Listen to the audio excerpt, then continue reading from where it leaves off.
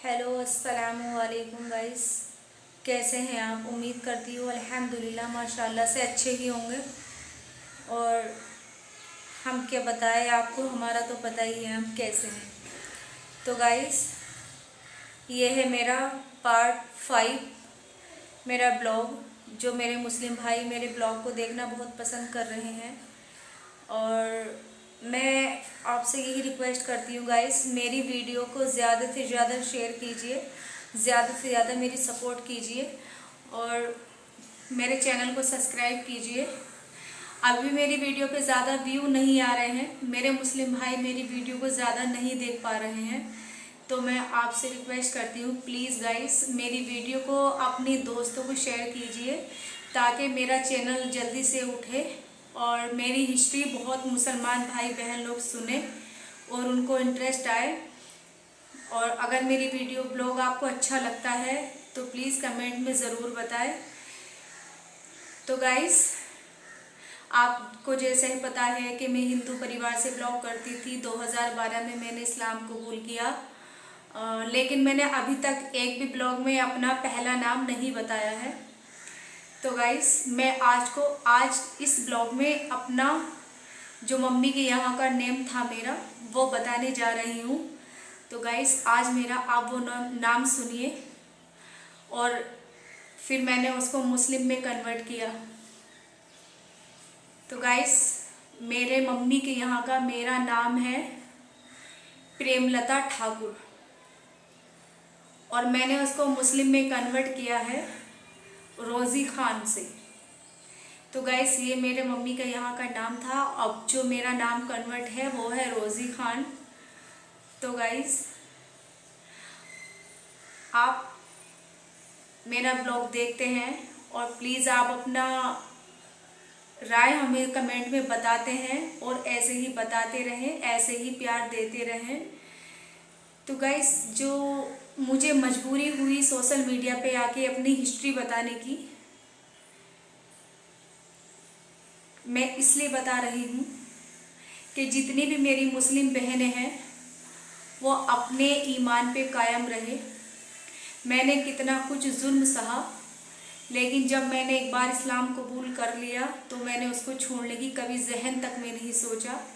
तो इसलिए मेरा ये मैसेज उन मुस्लिम बहनों के लिए है जो ईमान से भटक रही हैं, ये भटकने की कोशिश कर रही हैं। तो मैं उन बहनों से कहना चाहती हूँ कि प्लीज़ आप अपने ईमान पर कायम रहे, किसी के कहने में आके अपने ईमान से बेदखल होने की कोशिश ना करें, क्योंकि सच्चा मजहब एक इस्लाम है, अल्लाह है, अल्लाह के सिवा किसी का कोई माबूद नहीं है। और हुजूर मोहम्मद सल्लल्लाहु ताला अलैहि वसल्लम जो हमारे प्यारे रसूल हैं और हम उनकी उम्मत है। हमें गर्व है अपने हुजूर की उम्मत होने पर। तो इसीलिए मेरी प्यारी बहनें और भाई अपने ईमान पे कायम रहे, अपने दीन को मुकम्मल रखें और कलाम पाक की तिलावत करते रहें और दूसरों को मैसेज देते रहें। तो गाइस, मैंने जुल्म इतना सहा कि जब मेरा शोहर मुझे मारता था, इतना मारता था, इतना मारता था कि मेरे गले में खुश्की आ जाती थी। छोटी लड़की मेरी गोद में थी, मेरे सर से खून बह रहा था, वो भी भूखी प्यासी चिल्ला रही थी, रो रही थी, उसका भी गला सूख गया था। तो वो भूख के मारे मेरा खून को चाटने लगी, खून को पीने लगी। मुझे ख्याल आया, मैं बोली उससे मुझे कम से कम मेरी बेटी को दूध पिलाने दे।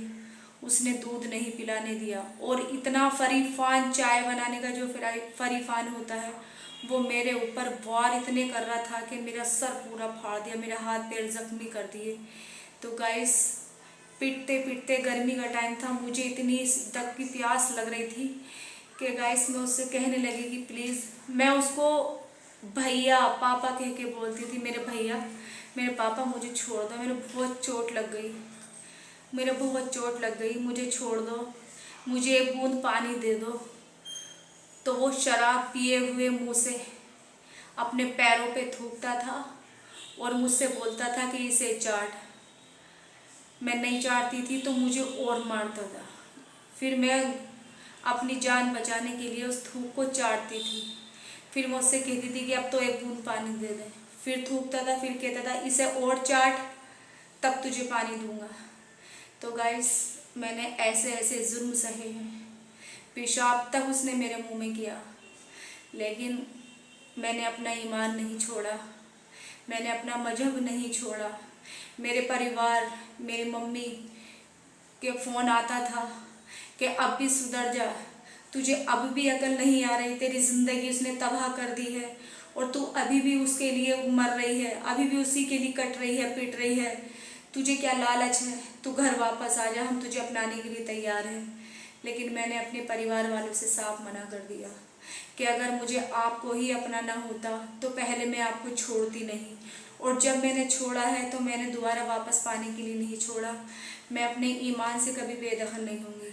अगर हाँ, मैंने ये कहा, अगर आप चाहते हैं मैं वापस आ जाऊँ, मेरी ज़िंदगी में सुकून आ जाए, तो मुझे कभी ईमान से हटने के लिए मत कहना, मुझे मेरे अल्लाह की बारगाह से हटने के लिए मत कहना। क्योंकि मैं पैदा आपके कोख से हुई हूँ, आपके धर्म में पैदा हुई हूँ। शायद फरिश्तों की गलती हो गई होगी, लेकिन मुझे हिंदू धर्म बिल्कुल भी अच्छा नहीं लगता है, मुझे बिल्कुल भी इंटरेस्ट नहीं है। तो मैंने ये सब कुछ अपनी मम्मी से कहा, अपने बहनों से कहा। फिर सब ने मेरे से बिल्कुल जो बाद में बोलना भी शुरू किया था, फिर ये सारी बातें सुन के सब लोगों ने मुझसे बोलना बिल्कुल बंद कर दिया। और फिर 2018 में मम्मी मेरी दुनिया को अलविदा कह गई। एक वो ही थी कि जो मम्मी को, परिवार को छोड़ने के बाद भी वो मुझे हिम्मत दिया करती थी, सहारा दिया करती थी, कहती थी कि तू घबरा मत, टेंशन मत ले, सब कुछ ठीक हो जाएगा। उसको भी समझाती थी कि जब तूने कर लिया तो चल इसको खुश रख, मारा मत कर, पीटा मत कर। लेकिन उसने कभी भी मेरी मम्मी की भी नहीं सुनी। ये भी नहीं देखा कि चल उस औरत ने अपनी बच्ची को खो के भी मेरी मदद कर रही है या मुझे समझा रही है, मुझे अपना बेटा समझ के समझा रही है, लेकिन उसने किसी की कोई बात नहीं रखी। तो गाइस, ये सब कुछ ज़िंदगी में मैं झेलती चली आई हूँ। बहुत परेशानियाँ मैंने झेली हैं। यहाँ तक कि मैं उससे खर्चे के लिए पैसे मांगती थी तो वो पैसे निकालता था और 4-5 टुकड़े करे और मेरे ऊपर मुंह पे फेंक के मारे कि जा इसका सामान लेके आ जा। बच्चों से कह दिया करती थी मैं, बच्चे भूखे रहते थे कि जाओ अपने बड़े पापा के घर से खाना लेके खा लेना, बेटा रात को वहीं सो जाना, वो आएगा रात में तुझे भी मारेगा। बच्चों को मैं इधर उधर भटकने के लिए छोड़ दिया करती थी, खुद भूखी रहती थी मैं। कभी किसी ने खाना दे दिया, कभी किसी ने खाना दे दिया, मैं ऐसे खाना खाती थी। रमज़ान के महीने में गाइस मैं रोज़े रखती थी, तो रोज़े में मुझे एक दिन भी उसने इफ्तारी का सामान नहीं ला के दिया। तहेरे चचेरे थे, वो शाम को रोज़ाना इफ्तारी का सामान मेरे लिए भेज दिया करते थे, क्योंकि मैं हर रोज़ रोज़ा रखती थी। गाइस, वो लोग मेरी इफ्तारी का सामान भेजते थे, शाम को खाने का सामान भेजते थे, यहाँ तक कि सहरी के लिए भी भेजते थे। तो गाइस, मैंने ऐसे खैरात ज़कात लेके अपनी ज़िंदगी की गुजर बसर की है। तो गाइस, इतनी मुसीबतें मैंने झेली है, इतनी परेशानी मैंने झेली है, बस इसलिए कि मुझे ईमान में रहना है, अल्लाह की बारगाह में रहना है। मुझे किसी से कोई मतलब नहीं है, किसी से कुछ भी इंटरेस्ट नहीं है। सॉरी गाइस, साइड में मशीन चल रही है तो उसमें आवाज़ नहीं आ पा रही।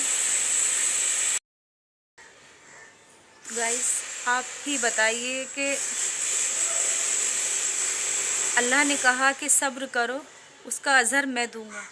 बस मैं भी सब्र करती चली आ रही हूँ, सब्र कर रही हूँ। 2012 से 2024 गाइस आ गया है।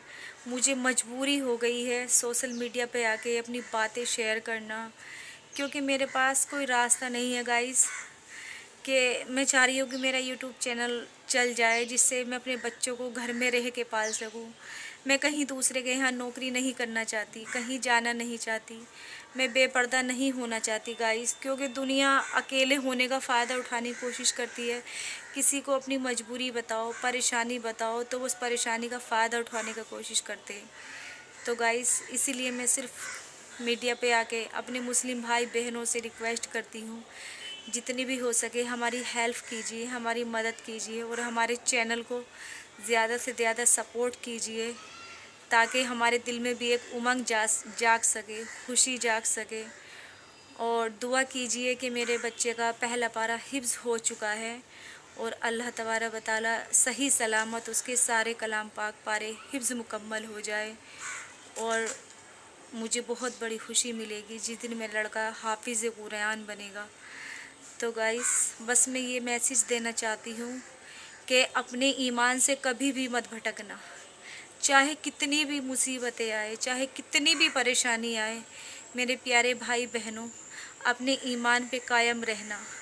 कितने भी दुश्मन सामना करे, कितना भी दुश्मन भटकाने की कोशिश करे, लेकिन उस अल्लाह रब्बुल आलमीन पे अटल रहना।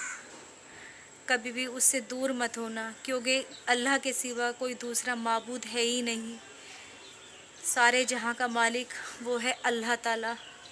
तो मेरी प्यारी बहनें, आप अपना आप को पर्दे के आगोश में रखिए और सही सलामत दीनदारी की दुनिया के रास्ते पे चले और दूसरी बहनों को दीन सिखाए और अच्छी तालीम दे।